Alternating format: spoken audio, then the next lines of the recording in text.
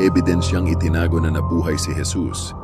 Isang nakakagulat na pangyayari nang madiskubre ni Ron Wyatt noong Enero 1982 ang The Ark of the Covenant mula sa Biblia sa Old City ng Jerusalem, na kung saan ay may mga tuyong dugo sa mga parte nito.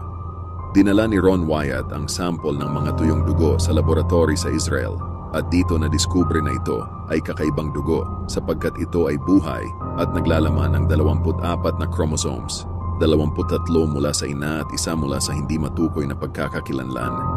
Taliwas ito sa normal na tao na mayroong 46 na chromosomes. Ngunit hindi isinapubliko ang pagkakadiskubre nito at bakit pilit itinatago ang mga ebidensyang nagpapatunay dito. Ang The Ark of the Covenant ay naglalaman ng stone tablet kung saan orihinal nakasulat ang 10 utos ng Diyos na ibinigay kay Moises.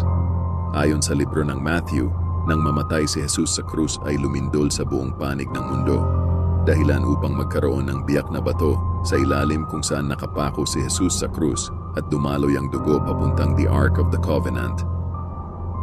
Totoo nga ba ang ebidensyang ito? At nasaan ito ngayon?